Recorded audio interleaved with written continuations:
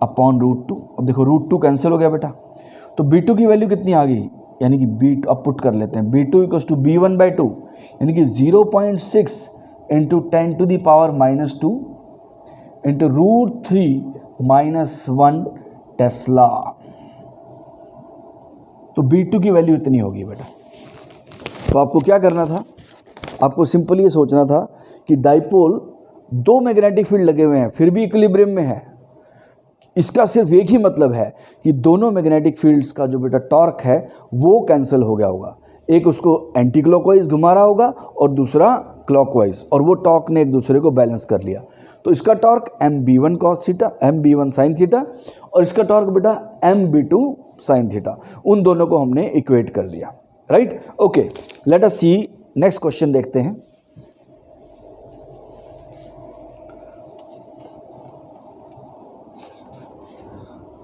बहुत अच्छे से समझना है बेटा ये क्वेश्चंस और उसके बाद प्रैक्टिस करनी है। आई एम ट्राइंग कि हर टाइप का क्वेश्चन आपको करा दिया जाए, बट बेटा ज़रा सा ट्विस्ट करते ही सारा कुछ चेंज हो जाता है।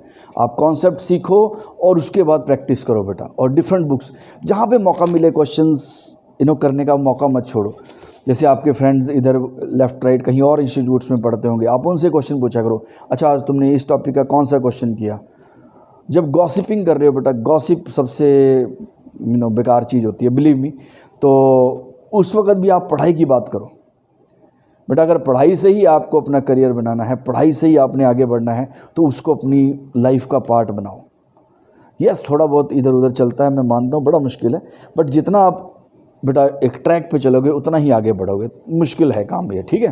तो कोशिश करो, तो जितने ज़्यादा अच्छे क्वेश्चन करोगे बेटा उतना आपका स्कोप बढ़ जाएगा। ओके, लेट अस सी नेक्स्ट क्वेश्चन क्या बोलता है। A magnet of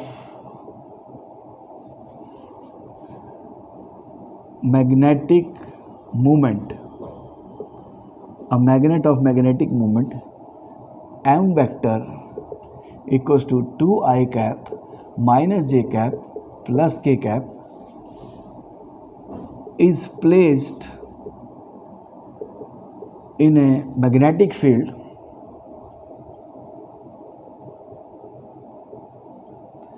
B vector equals to AI cap plus j cap plus 2k cap Tesla. If the potential energy of the dipole is 0, magnetic moment is placed in a magnetic field B vector दे रखा है आपको। If the potential energy of the dipole is 0, then find A.